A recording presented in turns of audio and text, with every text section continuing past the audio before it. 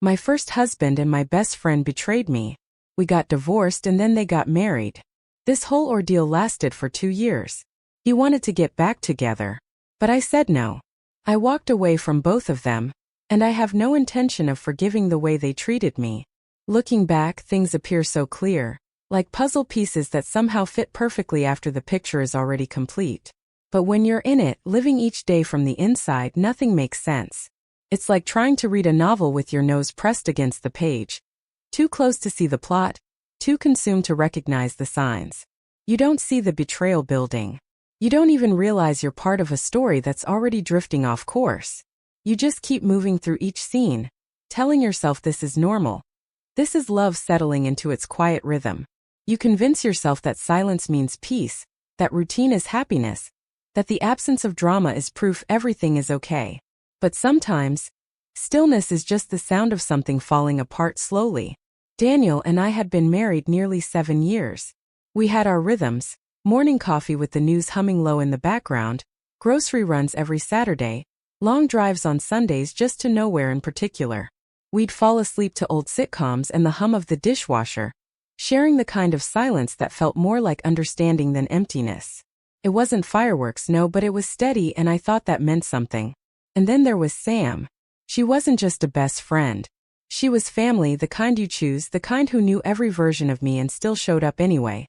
We'd lived together in college, cried through breakups, celebrated job offers and birthdays with cheap champagne, and inside jokes that no one else would understand. She stood next to me on my wedding day, adjusting my veil with tears in her eyes and swearing, "He's the one, Ratch. You found your forever." So no, I didn't see it coming. Or maybe if I'm being really honest, I did. In little ways that I didn't want to name. Like how Daniel's smile started to disappear when I walked into the room, how Sam's texts grew shorter, less frequent, but somehow she started showing up at our house more often, always when I wasn't home. I remember brushing it off. I remember calling it stress, a phase, work pressure. I remember telling myself not to be paranoid because that's what trust does. It tells you to look the other way. It asks you to believe even when something deep inside you is whispering something's not right. Looking back now, I wasn't blind. I was afraid. Afraid of what I would lose if I followed that feeling. Afraid that if I tugged at one thread, the whole tapestry of my life would come undone. Because admitting something is wrong, truly wrong, means you have to do something about it. And I wasn't ready to lose my husband. I wasn't ready to lose my best friend. I wasn't ready to lose the life I thought I had built. But betrayal doesn't wait for permission. It doesn't care if you're prepared. It doesn't knock. It crashes in loud and cold and absolute. And when it did, everything I believed in, everything I trusted, began to fall apart in a silence that was louder than any scream I could have imagined. Her name is Samantha Lee, but I called her Sam. Everyone did. She was the kind of friend you don't make twice in a lifetime. We met when we were 19, two nervous girls in a crowded dorm hallway holding too many boxes and not enough courage. By the end of that first week, we'd already claimed each other like sisters do, without saying it out loud, but knowing it in every shared coffee, every late-night conversation, every time she stayed when the world felt too loud. We lived together through college, celebrated every heartbreak with takeout and too much wine, and cheered for each other like moms in the front row when real life finally began. When I got my first teaching job, she was the one who brought balloons to the parking lot. When my dad passed away, she held my hand in absolute silence for an hour straight and didn't say a word, because she knew no words were enough. And when Daniel proposed, she cried harder than I did. On my wedding day, she zipped up my dress with hands that shook and whispered, "He's your forever." I believed her. Because back then she was my forever too, just in a different way. Not romantic but foundational. The kind of love that doesn't fade, doesn't fracture, doesn't even get questioned, or so I thought. So of course I never imagined I should watch her. I never imagined I should guard what was mine when she was near. Because why would I? She helped me plan our honeymoon. She picked out our curtains. She was there the day we signed the mortgage. She was part of our life like the sofa in the living room. Comfortable, trusted, quietly essential. Even after we got married, Sam remained a constant. She'd come over for dinner. She'd help me decorate for holidays. Sometimes, when Daniel and I had small arguments about groceries or how many nights he worked late, she was the one I vented to. And she listened, always with this calm, even tone, like someone who knew how the story would end long before I did. Looking back now, I can't help but wonder if that was the beginning. The emotional shift, the part of the story where I started confusing presence with loyalty. Because it never occurred to me that someone could sit beside you, listen to your fears, and be silently sharpening the knife.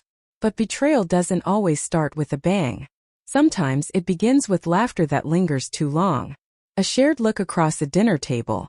A quiet pause when you walk into the room, and because you're so sure of the bond, you dismiss those moments. You tell yourself you're overthinking it. You trust too much. I trusted her with everything. With my memories. With my marriage. With the pieces of me I wouldn't even show my husband. And in the end she knew exactly where to cut. When the truth finally arrived, it didn't burst through the door with screaming or chaos or any of the explosive drama I once thought betrayal would carry. It came with a quiet certainty, like a curtain being drawn back in a room you didn't even realize was dark. And somehow that calmness made it worse. Because it felt rehearsed. Expected, like I was the only one who hadn't read the script. It was a Tuesday, one of those completely unremarkable days you forget even happened, which in hindsight made it all the more devastating. I had been tidying up our bedroom, folding laundry absent-mindedly, when I opened the bottom drawer of my dresser and found one of Daniel's shirts, neatly folded, clearly placed there with care, and carrying the faint, unmistakable scent of a perfume that wasn't mine. It wasn't overwhelming or obvious, not floral or heavy, but sharp and feminine in a way that hit me harder than if I'd walked in on them mid-kiss. It was familiar, and even before I could fully register what I was smelling, my chest knew. Smelled like her, it smelled like Sam. I sat down on the edge of the bed, still holding the shirt, and for several long minutes I said nothing, thought nothing. Just felt this cold bloom open inside my chest, as if something in me had finally given up pretending not to notice. And then, without ceremony or performance, I said it out loud for the first time, not to him, not to her, just into the still air around me. He's sleeping with her.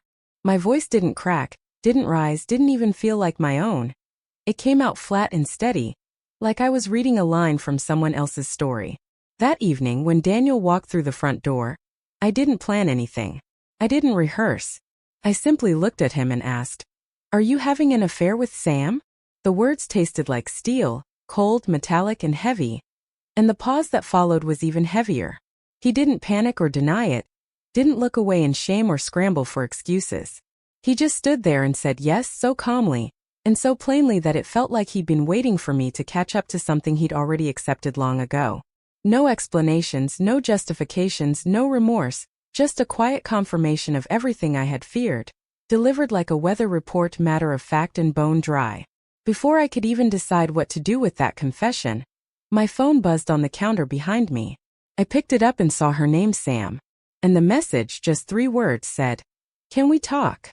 No apology, no guilt, no awareness of the damage already done. Just the audacity to ask for a conversation, as though what they'd broken could be wrapped up with a few sentences and a forced hug. I didn't reply, I didn't need to, because in that moment, something inside me shifted. I realized this wasn't a mistake or a lapse in judgment or some sad, complicated misunderstanding. It was a conscious choice they both made repeatedly, over time and in silence, while I slept in the bed they'd built their betrayal around. It wasn't clumsy or emotional. It was planned, clean, and protected. And they had protected each other, not me. You'd think I'd have collapsed. That I'd have screamed or thrown something or cried so hard I couldn't stand. But I didn't do any of that. I just stood there, as he walked past me into the living room, and I felt a silence so loud it pressed against my ears, vibrating with everything I would never get to say. Sam stopped being real to me that night. Not with a bang, but with the soft click of a door that would never open again. And that was the worst part. Not the betrayal itself, but how quiet it was, how ordinary, how final. The divorce went through more quickly than I had anticipated, perhaps because there was nothing left in me to resist it. No energy to cling to the ruins of something already hollow, no desire to salvage what I now saw so clearly for what it was, a beautifully staged lie that I had helped decorate with hope. I signed the papers without contest, packed my belongings in quiet resignation, and left the home we had built together with a stillness that felt far more honest than any fight could have been. In the weeks that followed, people kept checking in on me with soft voices and tilted heads, asking if I was doing okay, and I would smile in return. A rehearsed kind of smile, thin and tired, and say things like, "I just need time," or, "I'm focusing on myself now." which sounded strong, even wise, but always landed with a dull weight I carried back to an empty apartment that didn't yet feel like mine. I wasn't mourning a man or even a marriage. I was mourning the version of myself that believed she was safe, the part of me that had once dared to believe love, when promised, would be protected. So when I found out, just a few months later, that they were not only still together but now planning their wedding, the news didn't crush me like I'd expected it might. Instead, it settled over me like dust on a long-forgotten shelf, soft, inevitable, and somehow unsurprising. They had moved on, publicly and without shame, as though their betrayal had simply been a transitional chapter, not a deep fracture in another woman's life. I saw the photos, the dinner parties, the tagged posts where they smiled in perfect lighting, as if their love had grown out of something clean and simple, not out of secrecy and stolen moments. And then, as if that wasn't enough, an invitation arrived in the mail. My name written in elegant cursive on thick ivory cardstock, sealed with wax and wrapped in gold-foiled promises. I remember holding it in my hands, standing by the mailbox in stunned silence, wondering if it was some kind of clerical mistake, or worse, a carefully calculated cruelty designed to appear civilized. Whether it came from ignorance or malice, it hardly mattered, because the message beneath the polish was loud and unmistakable. We've chosen each other, and we no longer care how that makes you feel. I didn't cry. I didn't scream or tear it up or light it on fire like the heroine of some melodrama.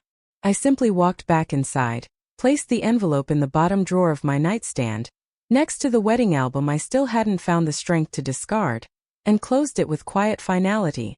Not because I couldn't let go, but because part of me needed the reminder not of what they did or of who they became, but of who I was in those years. A woman who loved with sincerity, who trusted with her whole heart, and who, despite the betrayal, still believes that depth is not a weakness, even if it cost her everything. Their marriage did not break me.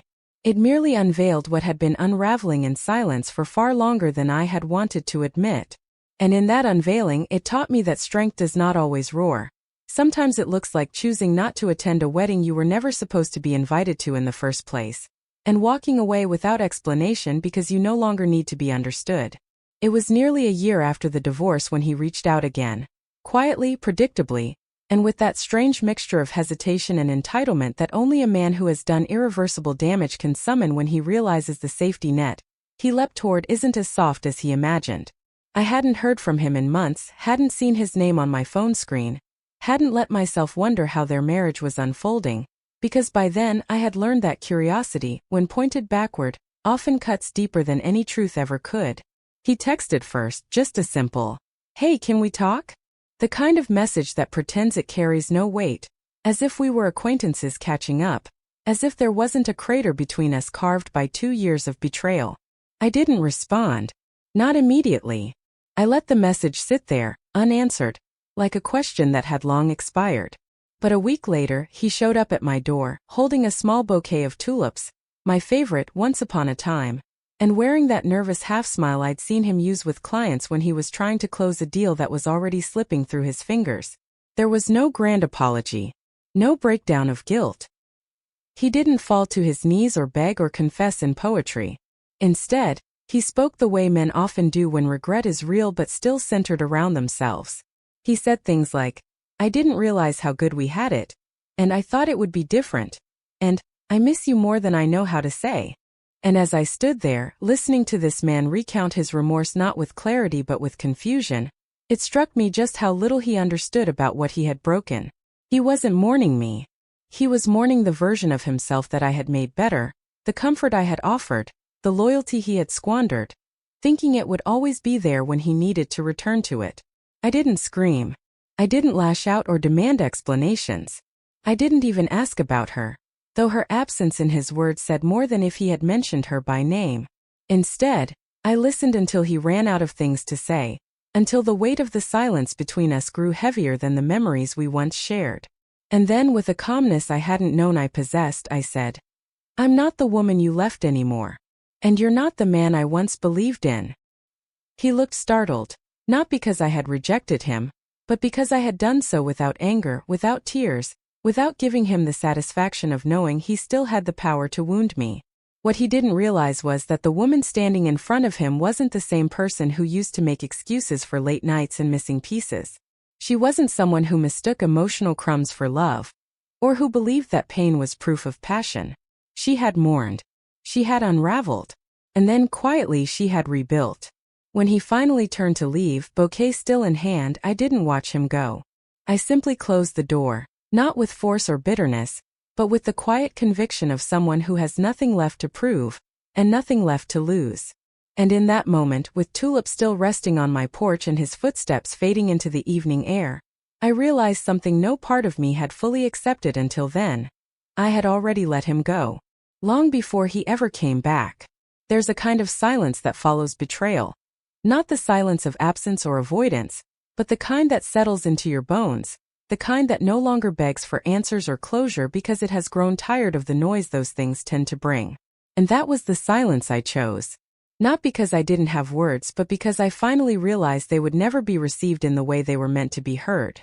After he walked away for the second time, this time without my permission, but also without my resistance, I didn't call a friend to debrief, didn't open a bottle of wine to soften the blow, didn't even cry, not in the dramatic, cinematic sense people expect from women who've been wronged. Instead, I sat alone on the edge of my bed, my feet curled under a quilt I had sewn back when life still felt like something you could plan for, and I stared at the stillness of the room, feeling more peace in that moment than I had felt in years. People love to romanticize forgiveness, as if it is the final checkpoint in the journey of healing, the mark of maturity, the badge of honor we're supposed to wear in order to prove we've evolved beyond our pain. But what they don't tell you is that some wounds do not need to be reconciled. Some betrayals do not deserve the dignity of redemption. And some people, no matter how much of your heart they once held, are not entitled to your grace simply because they come back looking for it. I used to believe that walking away without forgiving someone made me small, made me bitter, made me stuck in a narrative I should have already transcended. But I've learned that walking away without needing to forgive, without needing to reopen a door that led to a room filled with lies, is not weakness. It is strength. It is sovereignty. It is choosing yourself without apology or performance. I never told Daniel that I forgave him because the truth is I didn't. Not in the way people expect. I didn't sit with his pain and cradle it like it was mine to soothe. I didn't try to understand the reasoning behind his choices or trace the origin of his disloyalty back to some unhealed childhood wound. I didn't give him the gift of absolution dressed in poetic language, wrapped in self-help cliches and sealed with a smile. I gave him nothing, and in that I gave myself everything. Forgiveness is a beautiful thing when it is honest, when it arises from within like a tide that cannot be held back, not because someone asks for it, but because you're truly ready to let go. But when it's forced, when it's rushed, when it's worn like a costume to earn the applause of a world obsessed with letting go at any cost, it becomes another kind of lie. And I had lived through enough of those already. So instead, I chose the quiet kind of freedom. The kind that doesn't need to explain itself. The kind that doesn't ask to be admired or validated. The kind that comes not from forgiveness but from finality. I did not need to forgive them to move on. I only needed to stop waiting for them to make it right. And once I did that, truly and fully, I began to feel the weight lift. Not all at once, not in some cathartic flood, but slowly, steadily, like sunlight seeping in through the cracks of a house you thought was too broken to be bright again. Healing doesn't announce itself. It doesn't arrive with trumpets or milestones or a neat little checklist that tells you when you finally made it. It shows up in quieter ways. In the moments when you realize you've gone an entire day without replaying the betrayal, when a familiar song no longer stings, when you see their names and your pulse doesn't skip or stutter. It comes slowly, disguised as ordinary life, and by the time you recognize it, you've already changed. I didn't set out to rebuild myself. I wasn't chasing some cinematic transformation where heartbreak becomes a makeover and pain is swept away with a haircut and a few inspirational quotes. I simply woke up one day, tired of the version of me who always gave more than she received, who twisted herself into softer shapes so others could feel more comfortable in her presence. And so, without fanfare, I began to reintroduce myself to me. I started small. I took weekend drives along the Oregon coast, windows down, letting the sea wind blur the edges of everything I couldn't name. I joined a pottery class not to be good at it, but to remind myself how it felt to create without judgment. I filled my apartment with books I had once loved and candles that smelled like places I wanted to visit. And I played jazz while I cooked dinner for no one but myself. And in those quiet, unglamorous routines, I began to feel something unfamiliar yet unmistakable. Wholeness. I made new friends, not the kind who needed me to be available at all hours, or who expected me to dim my truth so theirs could shine brighter, but the kind who listened without fixing, who laughed without jealousy, who held space for both joy and sorrow without needing one to erase the other. These weren't replacements for what I had lost. They were reflections of the woman I was becoming. Because that's what healing did. It didn't erase the old chapters. It simply gave me the strength to stop rereading them. The woman I am now is quieter but not weaker. Softer, but with edges that no longer invite cutting hands. I am less interested in being understood, and more committed to understanding myself. I no longer seek closure from people who shattered me, and then blame the mess on gravity. I don't need their explanations, their guilt. Their sudden apologies spoken in half-light when their new story stops feeling exciting. What I needed, I've already given myself. And the woman who once stood trembling in a kitchen, asking for the truth from a man who offered her nothing but silence, she still lives in me. But she is no longer in charge. She has become the foundation, not the face. I do not thank them for breaking me. I thank myself for refusing to stay broken. I've often wondered how differently this story might have unfolded if I had been someone else. Someone louder, more confrontational. Someone who chased down the truth with fury instead of waiting for it to quietly bleed through the cracks. Would it have changed anything? Would it have made the betrayal less cruel, the ending more just, the healing any faster? Or would it have simply cost me more energy I didn't have, more dignity I couldn't afford to lose? And so I ask you, whoever you are, wherever you're sitting as you listen to this, what would you have done if the people you trusted most had quietly rewritten the story of your life without you? Would you have screamed in protest, stayed out of fear, offered forgiveness in the hope of healing, or fought back just to feel like you still mattered? Would you have burned the house down just to prove you were still holding the match? Or would you have walked away like I did, choosing silence not because it was weak, but because it was the only thing left that belonged entirely to you? It's easy from the outside to offer advice, to say I would never let that happen to me, or she should have left sooner, or they don't deserve another thought. But the truth is, betrayal never looks clean when you're the one bleeding. It blurs lines, clouds judgment, and wraps itself in the faces you once loved so deeply that even their destruction feels like home for a while. And by the time you recognize the fire, it's already halfway through the foundation. I used to think strength meant standing up to them, saying something clever, taking revenge, making sure they knew exactly what they lost. But now I know strength is walking away without needing to be seen. It's healing in rooms they'll never enter. It's building a life so full, so quiet, so completely yours that their absence feels more like relief than resentment. So if you're watching this not because it's a story about me, but because somewhere in it you heard the echo of your own, then I want you to know you are not foolish for loving. You are not weak for hoping. And you are not broken beyond repair just because someone treated your trust like a disposable thing. You're simply standing in the middle of a chapter that isn't finished yet. And maybe, just maybe, the most powerful thing you can do now is to write the rest of it on your own terms. So if this story found you, whether you stumbled on it late at night with tired eyes and a heavy heart, or you listened with quiet recognition because you've lived something uncomfortably similar, know that this space was made with you in mind. If you're ready, share your story in the comments. You don't have to explain everything. You don't even have to make sense of it. Just say what you needed to say. Sometimes being heard is where the healing begins. And if you're rebuilding too slowly, quietly on your own timeline, hit that subscribe button. Not because you owe me anything, but because there's something powerful about surrounding yourself with voices that understand. There's strength in starting over. And even more in doing it on your own terms.